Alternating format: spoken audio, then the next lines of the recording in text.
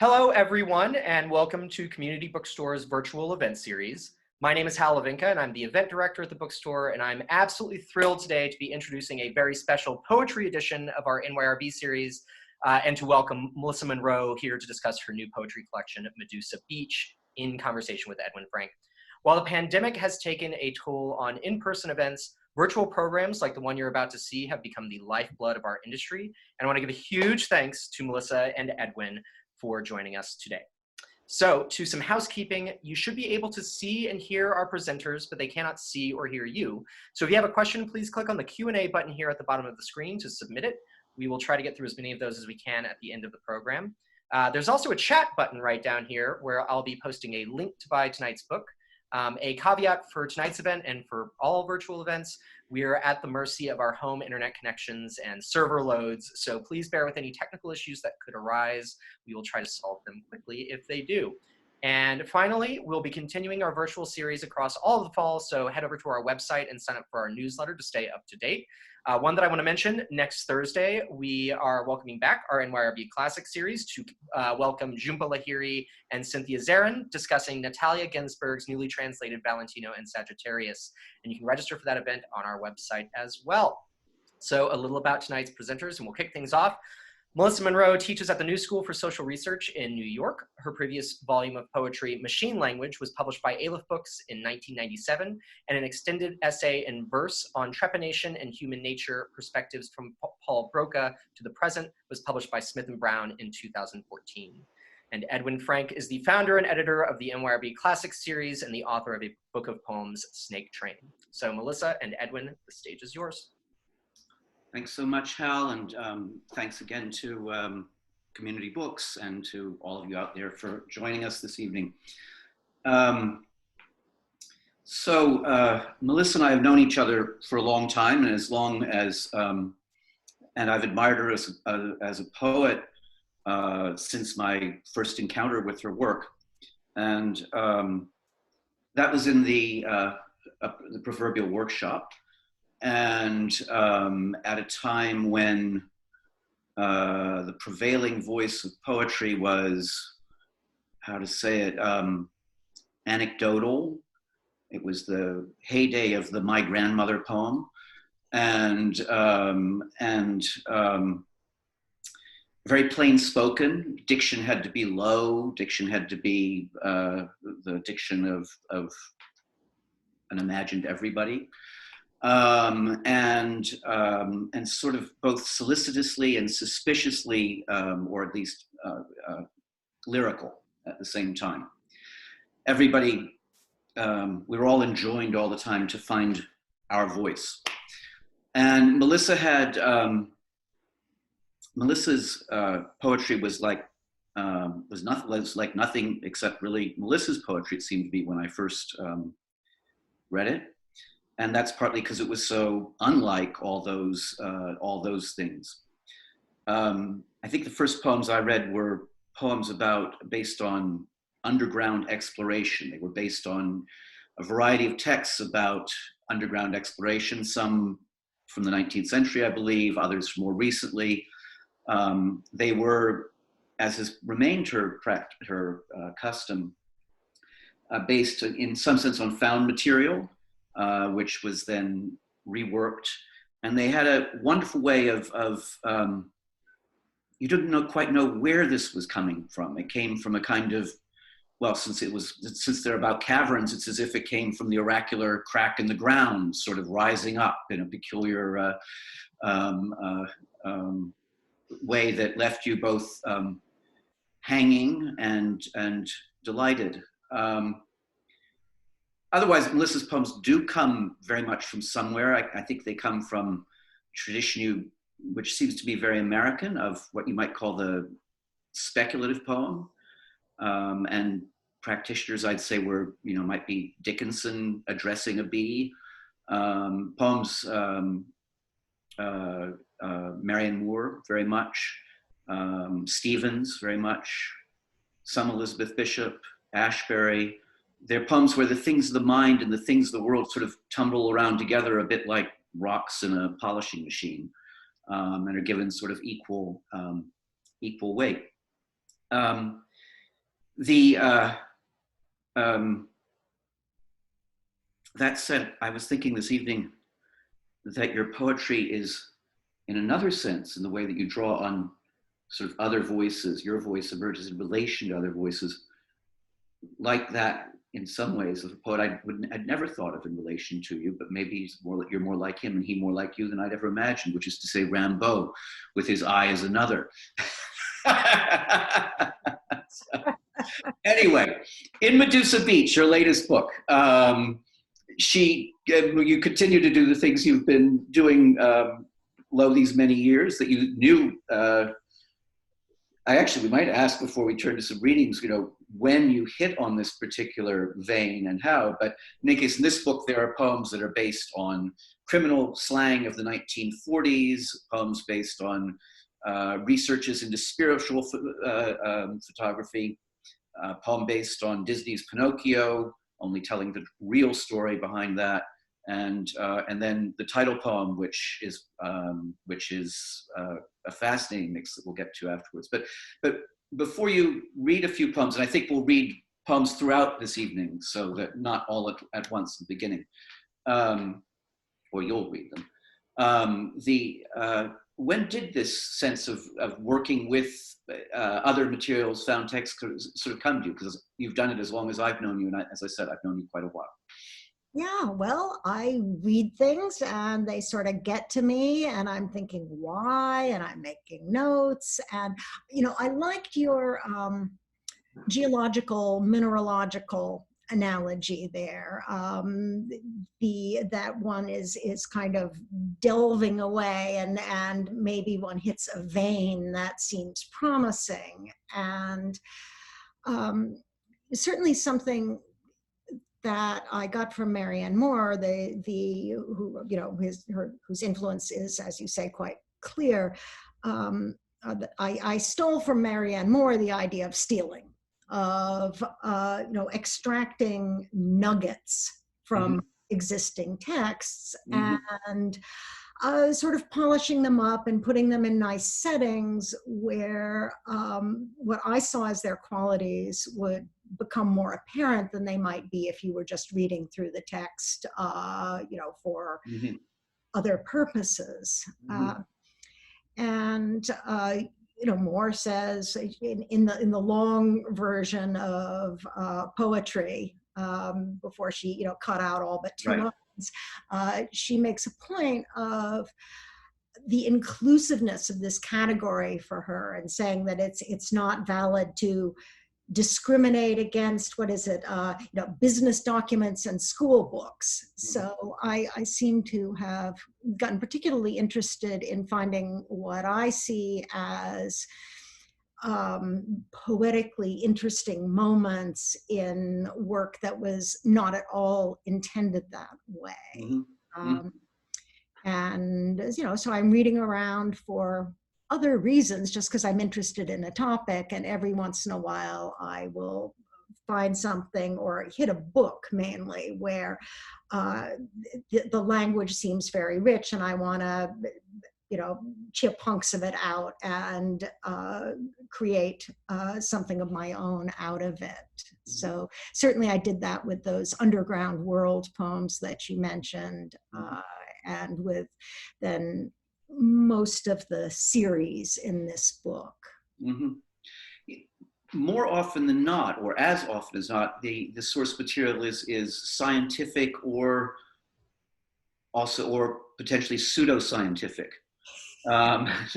or thoroughly pseudoscientific, not potentially. But that I do like quackery of all kinds, and I also like the middle ground, which always exists between what hundreds of years later is judged to be genuinely scientific and what at the time seems equally plausible, but then at some point down the line seems ridiculous. I mean, the classic kind of thing of, Newton spent most of his late career doing alchemy, and that to him was a promising area. Yeah. And in fact, in this book, you have a poem about the Enlightenment. I can't remember the title, which looks at all the things that seem to us now entirely unbelievable that were actually pursued as promising scientific leads and at the time of the Enlightenment. All those people in the, revolutionary France period were interested in mesmerism, and that was the cutting edge. It's the sort of cold fusion of the Enlightenment. Yes, right. Well, where suddenly you would find the material basis of the spiritual, which is also actually a persistent theme. I mean, different forms of that kind of research, obviously. You look at in different poems. Well, but why don't we go to a reading at this point? What do you think of reading first? Oh, maybe something from the Pickpocket series, because they're the shortest. Okay. I do tend to go on and on, so it's hard to find ones that are reasonably self-contained. Yeah. But maybe we could say a couple words about that first. Because this is a case where I was wandering around in some bookstore upstate, and here was this volume called Whiz Mob.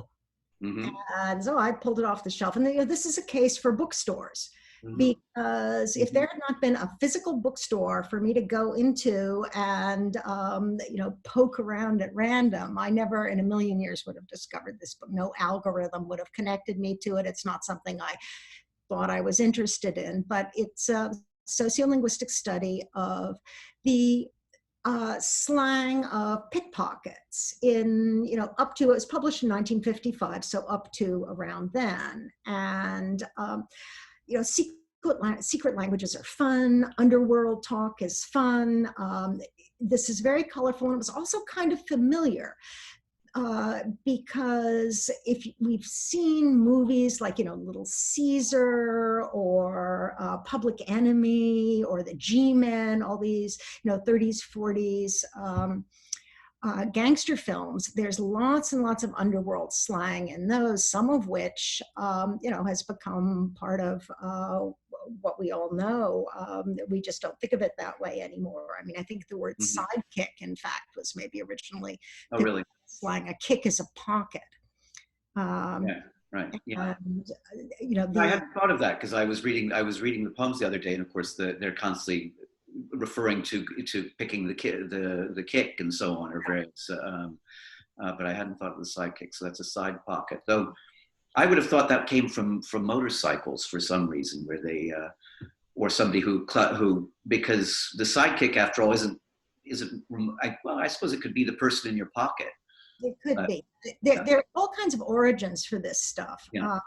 And, ones that we know, words like dukes for hands, put up your dukes, that kind of thing. I mean, that it turns out is Cockney rhyming slang.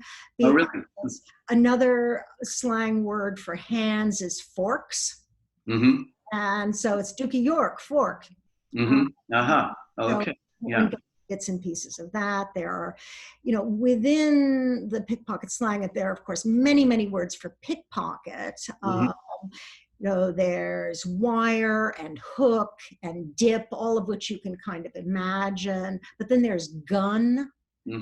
Turns out to be from Yiddish gonif, for thief. Once gun was in the vocabulary, then people were seeing it differently, and cannon became another word for a pickpocket. So having all these different terms for the same thing was a lot of fun. There are 100 words for wallet. Poke and ocus, from hocus pocus. So what I did here was really condensed this stuff. It's all for real.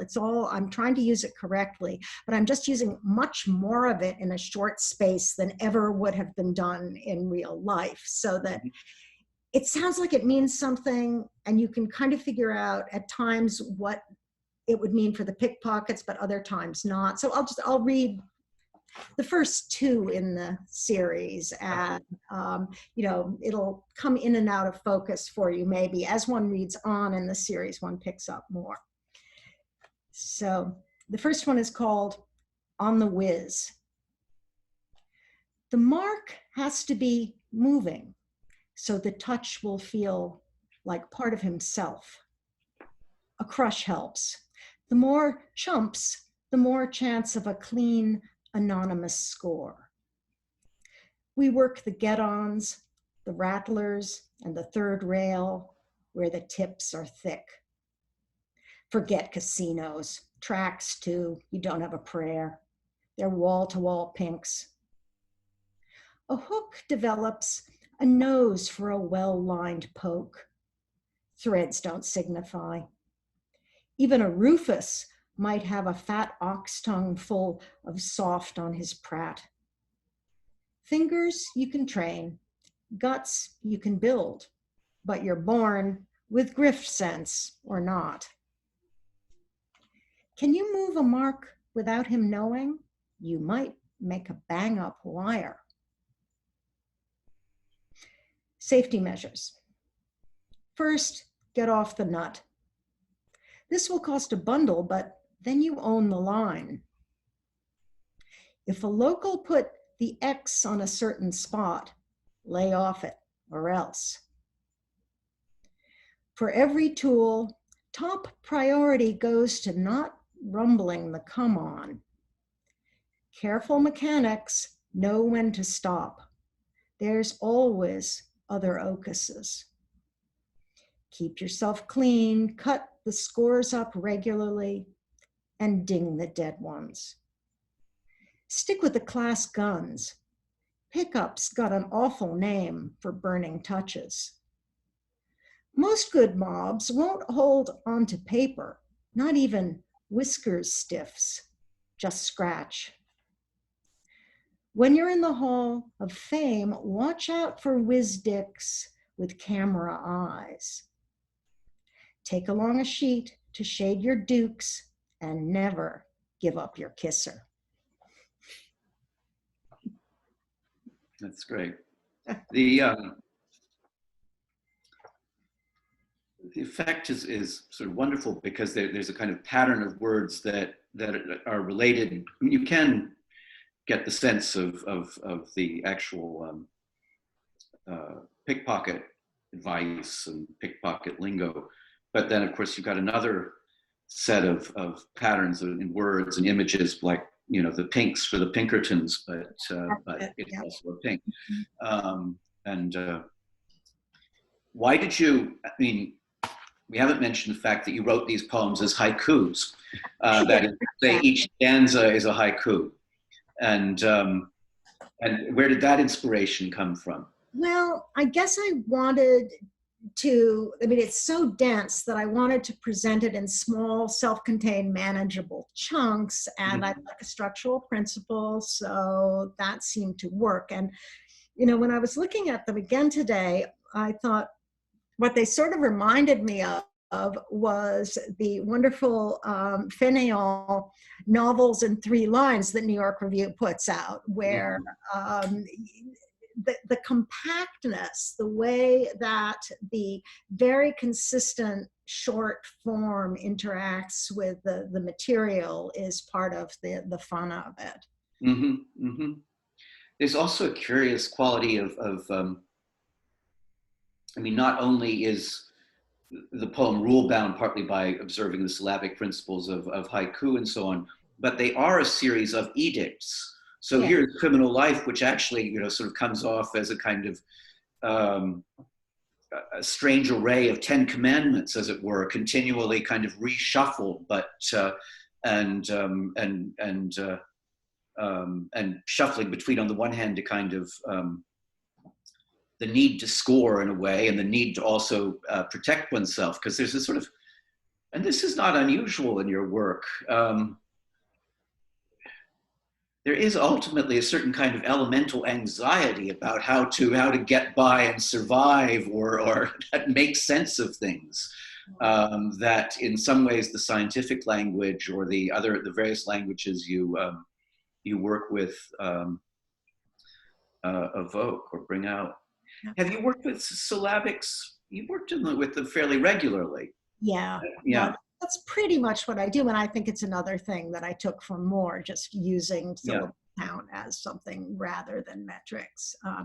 But just to one more thing about these is that the first few in these series are basically, instructions, they're how to. Yeah. But then, then the speaker starts to reminisce, so you get bits of his life story, and it ends up a kind of combination autobiography. Narrative and I suppose, yeah, I mean, there are pratfalls with the police and things like that. The local is also the police. You have the local in one of the stanzas there, and I was trying to think what that might be. If a local put the X on a certain spot. Oh, no, I think this is a local pickpocket. So if you come in from town, you can't be, invading the territory. Right. Yeah.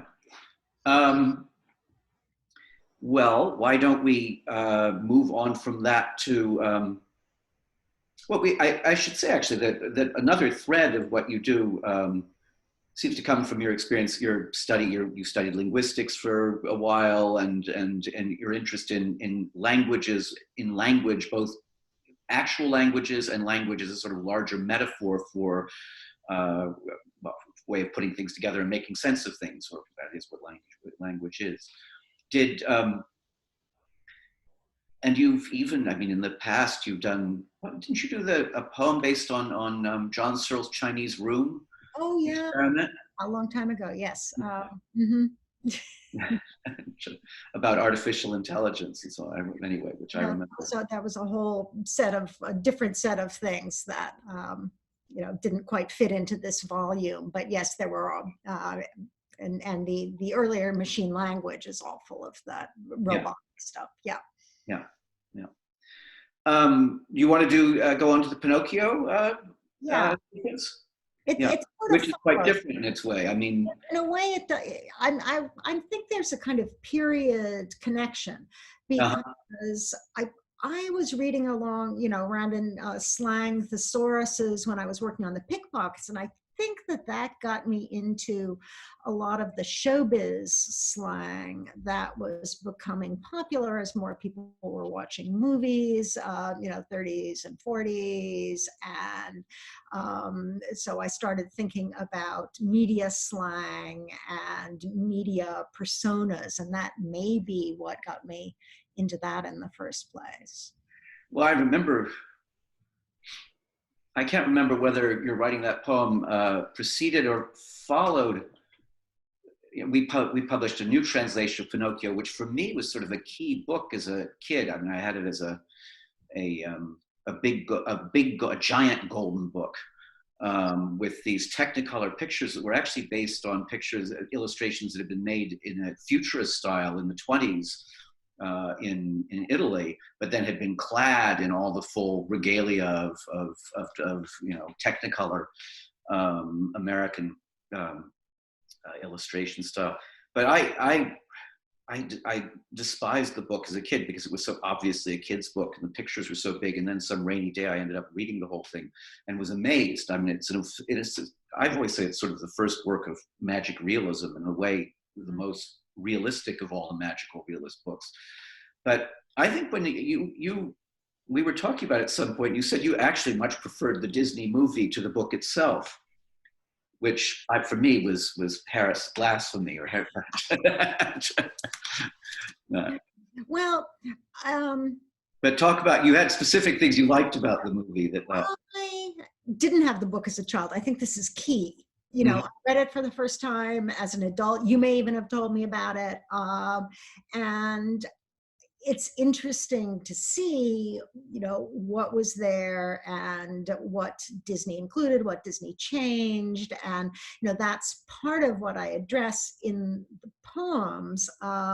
So, for example, one of the sequences about the Pleasure Island part, and, Pinocchio is scornful of the Collodi version, which has all the children wanting to just play on seesaws and things. And, Disney is cigars and gambling and drinking. Right. The Disney is kind of terrifying. I mean, you know, the amount of violence and the combination of really schmaltzy, drippy sentimentality with horrifyingly lightheartedly presented creepy stuff. I mean, I think this is what appealed to me. Um, Well, I mean, the big difference, I mean, the most notorious difference between the two versions is that in the original, Pinocchio kills Jiminy Cricket yes. and as soon as he possibly can.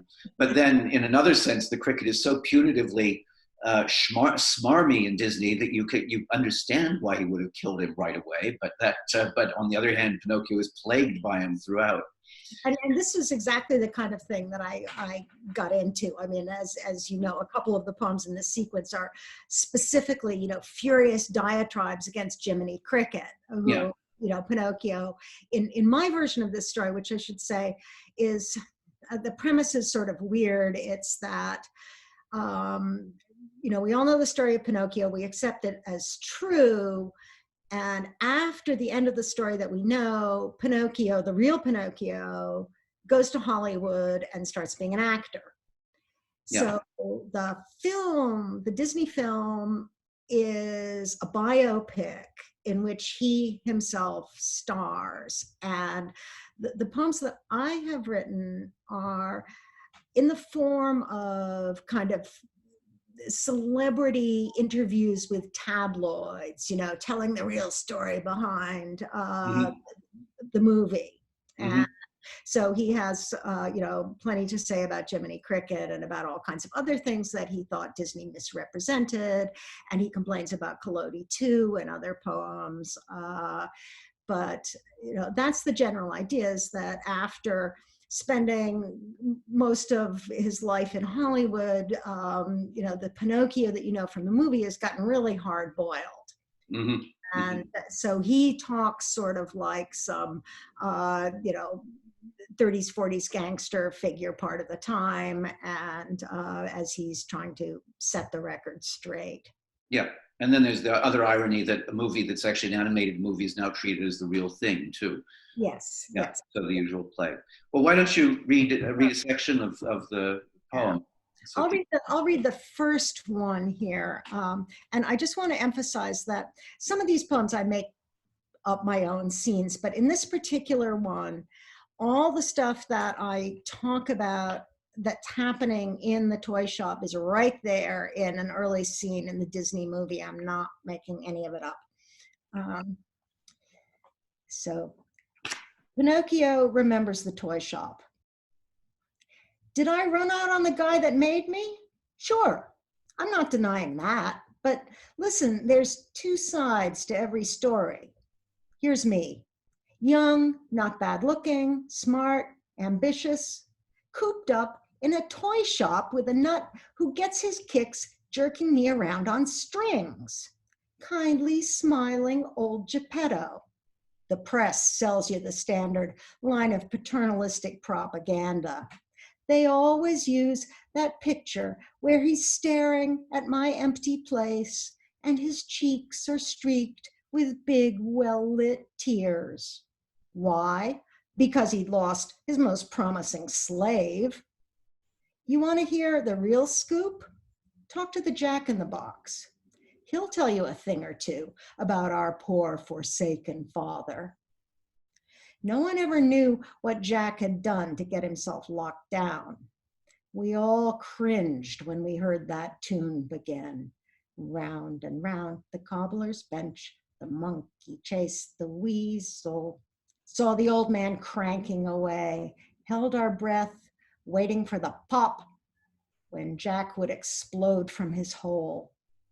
He'd meet our eyes as he hurled his heavy head from side to side and flailed his stunted limbs, convulsing at the end of his spring.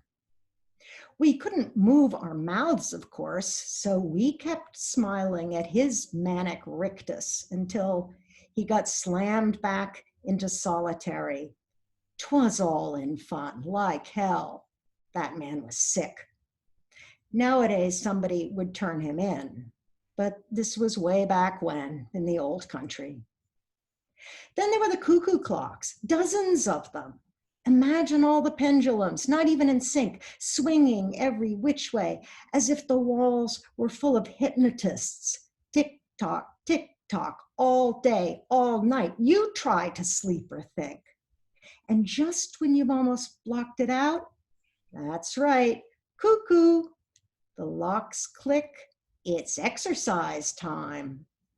Each Swiss precision-engineered prison stages its hourly public reenactment of some old crime or punishment. The father methodically paddles his bad child. The farmer chases the hysterical turkey in circles. The drunk with his derby askew wobbles around his lamppost. 6 identical can-can girls flip up their skirts, presenting their lovingly painted rumps. A soldier blasts another soldier. Can you blame me for lighting out the first chance I got? Besides, you have to wonder, maybe he had the last laugh after all. I made it big, okay. But sometimes everything seems just the same. The Klieg lights, like interrogators' lamps, the kicking chorus line, hold those smiles, of marionette roquettes, the maestro's metronome tick-tocking as I run through my big number, no strings, again and again, and again, dead beat, dripping, I'm real now, sweat, aching in every hollow bone, my flimsy, cartilaginous connective tissues wearing thin, and no one to repair them. I'll bet you even this was part of his plan. They want real? I'll give them real. Cut them loose and out of the frying pan into real fire. I bet that kindly smiling SOB's still there behind the scenes, watching us dance ourselves into the ground, rubbing his big hands. It's great how Geppetto materializes into a kind of malign god by the end, as well as, of course, and in some sense does become the father of Pinocchio, who would disown him at the beginning. He can't escape what he can't. I love each Swiss precision-engineered prison with the sort of the certain precision-engineered rhyme coming in the middle of the line there. So very, very handsomely done. Have you done other movie poems? Poems that I don't think so. Older movies are a passion. I should think about that. Yeah, but not really. I can't think of another one that I've read, but that based on a film. Yeah. When did it come to you to?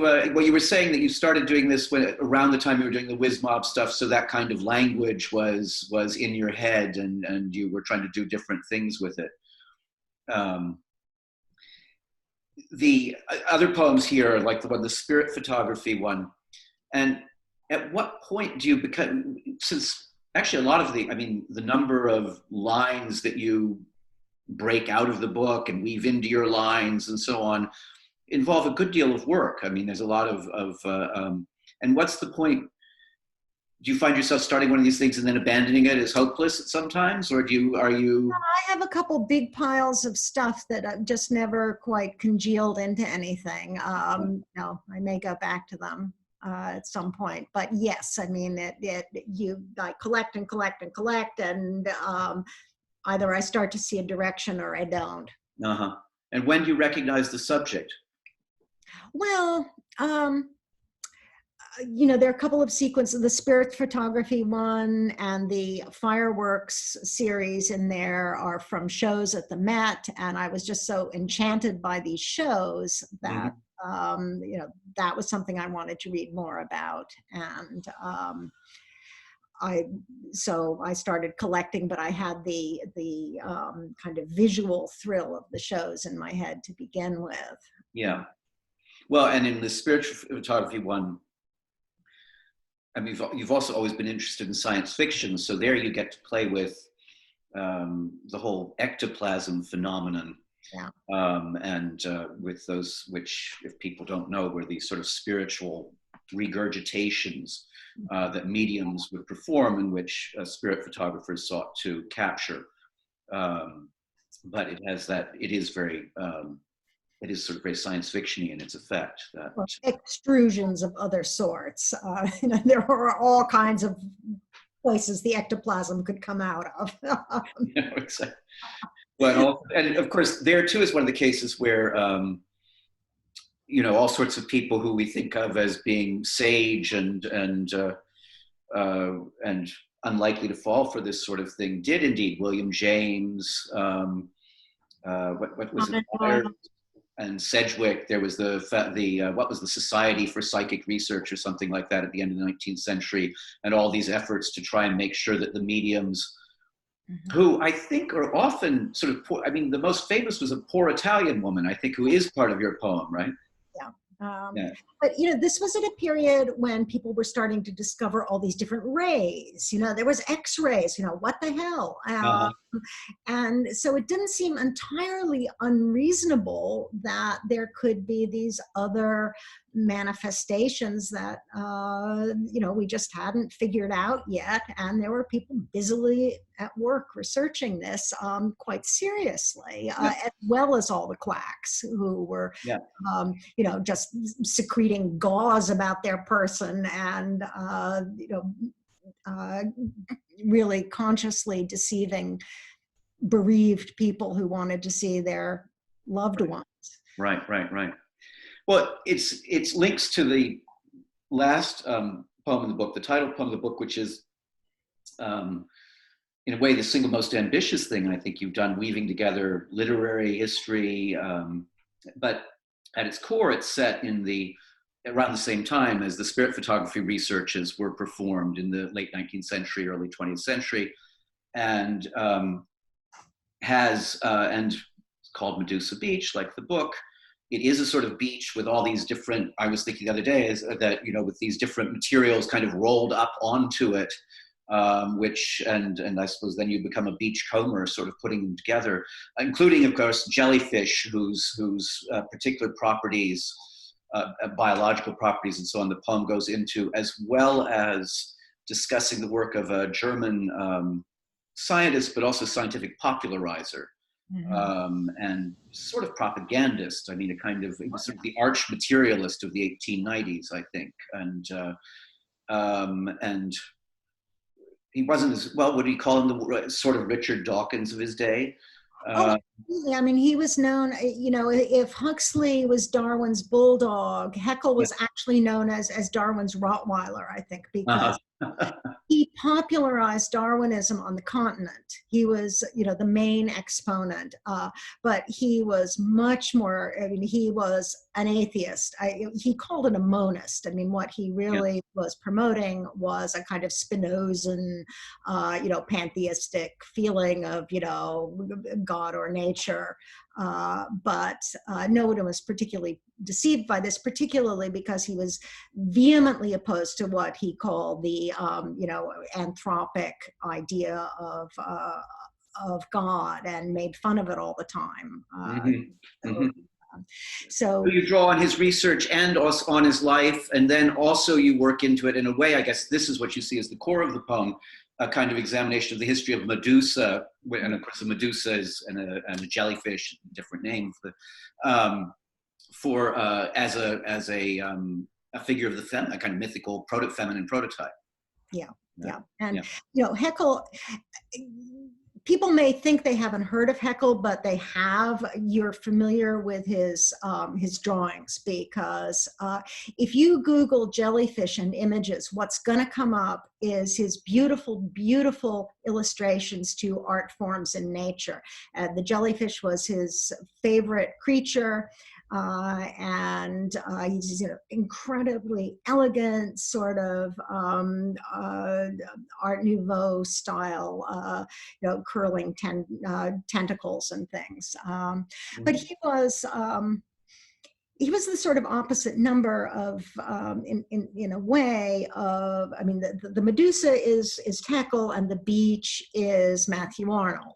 Yeah. So, the poem of the beginning of modernity and the anxiety that accompanies the loss, the ebbing of the sea of faith and so on, that's Matthew Arnold. And Haeckel was a contemporary of his, and he was all for it, and he was out there in the water with the jellyfish, while Matthew Arnold was, he didn't even want to look at the ocean anymore because it made him so anxious about the end of the old order. So it's partly about that moment in time too. Yeah. Well, why don't you read from that, and then we can take some questions on that. Okay, I'll read just a couple pages. It's a hard thing to read a bit of. I mean, it's like 40 pages long, so this is just sort of a very sketchy introduction. And one thing I should say is that a lot of it is quotations. I'm pulling things from all sorts of works of literature. It's also about representations of the ocean and of jellyfish in literature. So it's littered with quotes, which you obviously see on the page, and I'll try to kind of signal them as I read. But lots of quotes from Dover Beach, lots of quotes from Tennyson, especially the Lotus Eaters. But I'll just read maybe the first 2 pages as a little taste. The ocean attracts humans. You pay top dollar for the room with the simplest but most mutable view. One line, a sometimes sharp, sometimes nearly invisible horizon, and 2 plates of restless color, blue, black, gray, green, abetted by sun, moon, and wind, the fickle sky, and what Stephen calls the machine of ocean, now perplexed, now tense, tranced, dry, obese, ceaselessly churn out fresh transfigurings. And the humans are transfixed. Even in winter, they park along the shore, unwrap sandwiches, and watch the water while they eat. Sometimes they read or sleep, lulled by the tremulous cadence slow of the reliable waves giving and taking away. The steadily reiterated absence of a steady state is oddly calming. Arnold's melancholy, long withdrawing roar makes for a pleasantly plangent soundtrack to lunch. Then when summer rolls around again, the people come out of their shells and swarm along the margins of the deep.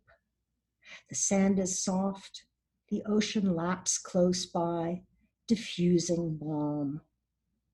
You bask on the beach till the heat starts to hurt, then retreat into the soothing amniotic swells.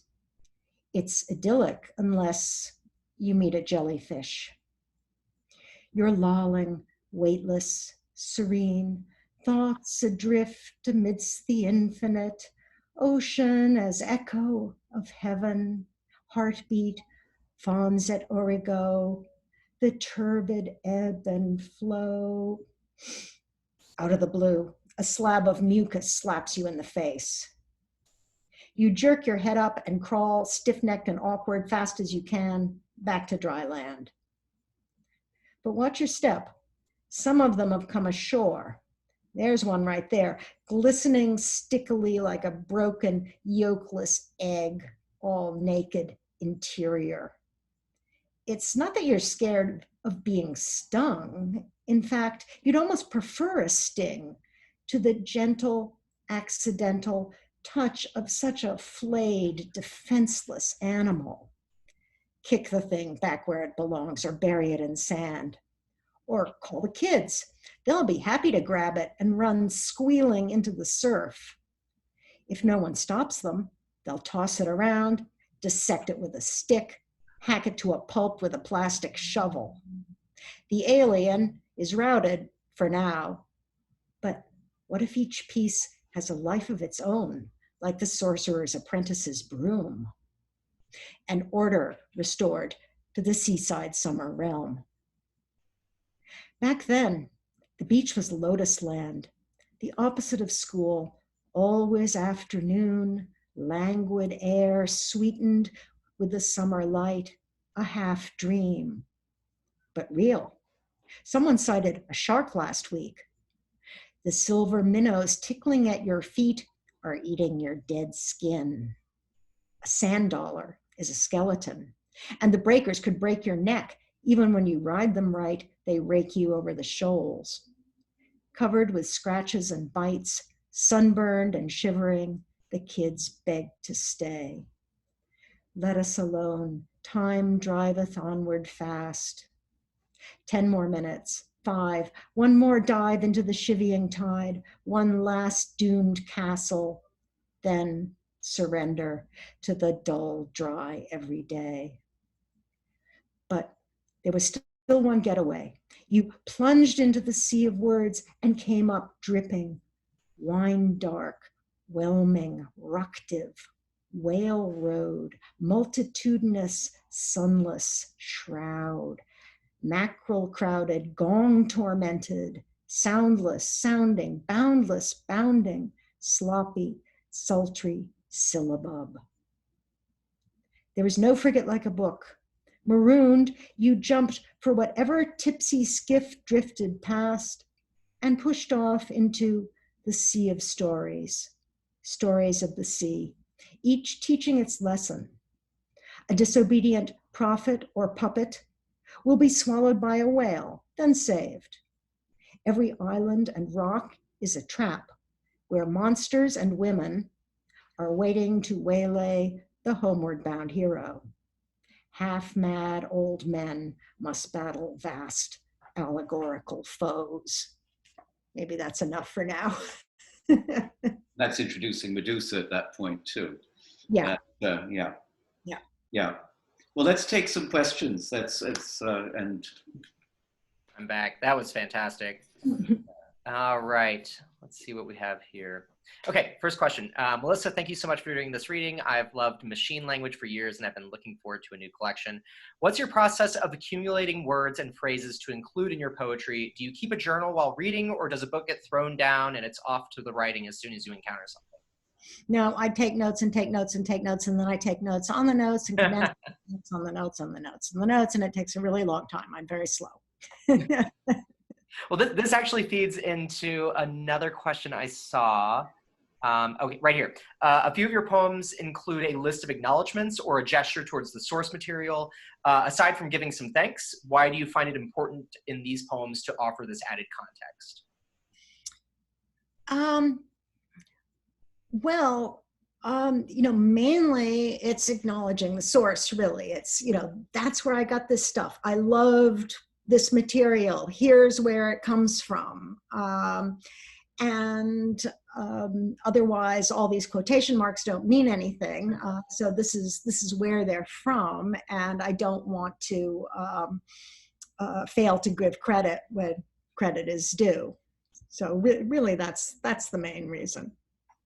I was just breaking in for a moment, interested that you actually put it all up front in with Medusa Beach, that it really begins with an array of acknowledgments, which, I mean, otherwise you sort of characterize the poem or where it came from, but here it was a kind of, it was almost as if the unassembled material came before the poem itself. The thing is so speckled with quotes that and there's a whole thing where if I'm just quoting a word or two, then I'm using italics. So I thought it was better to be upfront about it. And, there's like a 6-page bibliography too. Yeah. So. Your book is a gift to anyone trying to write an essay about it. Speaking of essay writings, I'm doing great at merging all these questions together. Does your teaching inform your writing at all, even at the level of just revisiting the same works in a syllabus multiple times?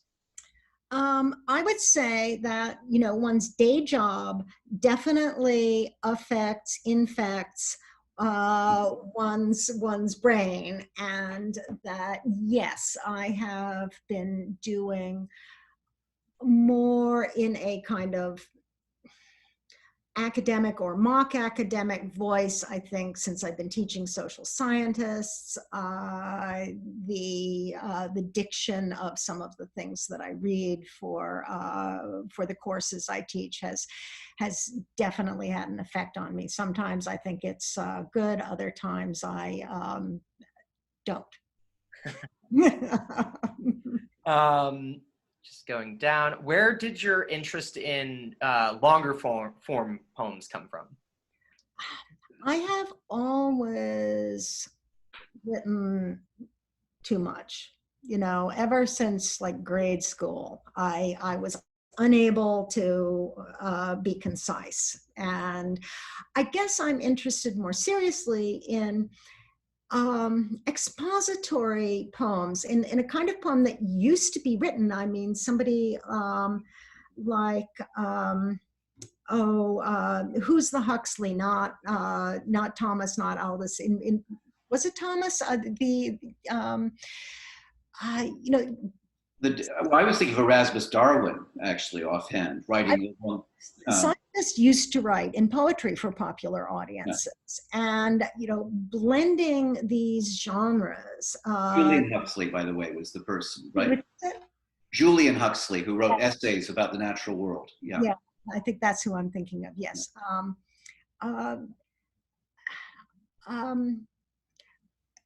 Developing an idea in a way that is comparable to what's usually done in prose, developing an argument, but also having it be rhythmically and sonically interesting at the same time is an interesting challenge to me. How did you come upon all the elements of narrative drama in your poems? It often feels like one is revisiting some kind of scene. What writers are behind this sense of storytelling in your work? Robert Browning. That's, I love dramatic monologues, and I think that's, a really good question. It reflects something that I've always thought about is, all of them are voice poems in a way. There's a speaker, and the speaker has a particular style, and I enjoy having different types of speakers at different times. Yes, and certainly Browning is somebody I've loved all my life, and he's a genius at that.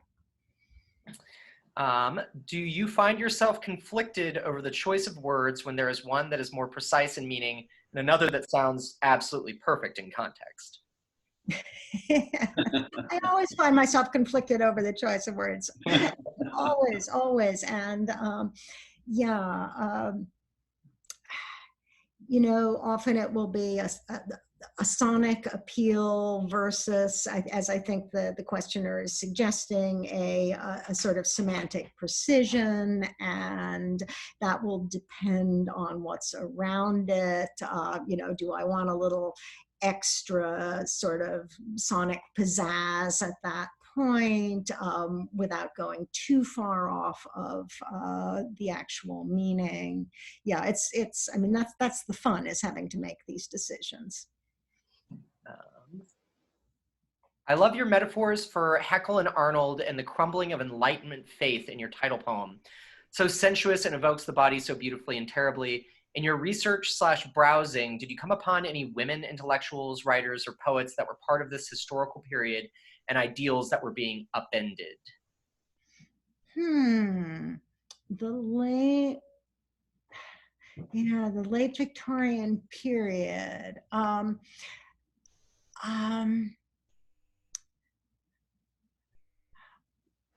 Certainly Haeckel's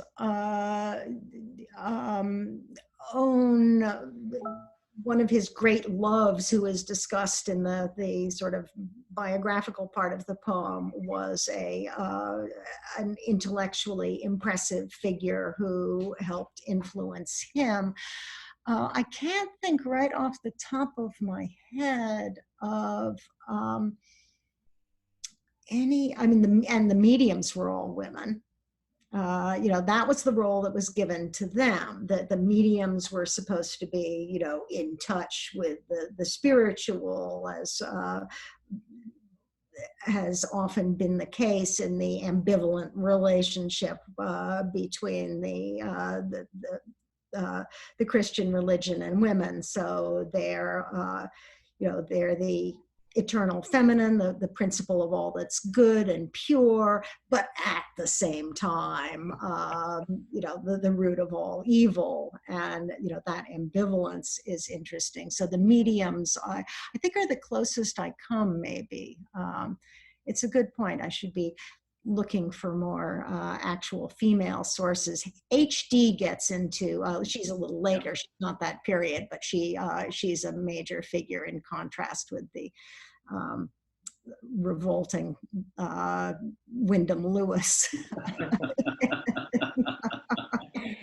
It's the only place you're going to find tonight where people are laughing at a Wyndham Lewis joke. Next question. Does Helen Six Shoes' laugh of the Medusa come into the title poem? Yep.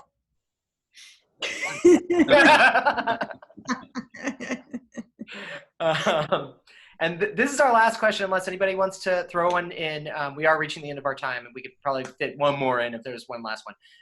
Do you hear the musicality of the language as you write? Do you feel it, and how do you massage it to get to where you want it to be? I massage it over and over and over, and sometimes it never quite gets there, and there's a real difficulty, especially when dealing with a kind of expository material where you need to give names and dates and places. You need to convey basic information, which is inherently not really very sonically or otherwise poetically interesting. So I keep hacking away at it, and there are still stretches of longueur, but. Well, that is our last question for tonight. I just want to thank you so much, Melissa, for joining us. Thank you very much. Oh, hey, the readings were absolutely lovely. Edwin, we got to do more poetry events. All right, good. So for everyone watching, I am just going to repost quickly the link to the event where you can buy tonight's book. Please give that a click if you want to try it out. Once I end the program, it will be gone forever. Or just head to our website and search Medusa Beach. Again, Melissa, thank you so much for joining us, sharing the new book. Congratulations on the new book. Edwin, as always, so much fun. Thanks so much. No, that's great. Thanks, Melissa. That was wonderful. To both of you. Okay. Otherwise, everyone be safe, be well, and good night. Good night.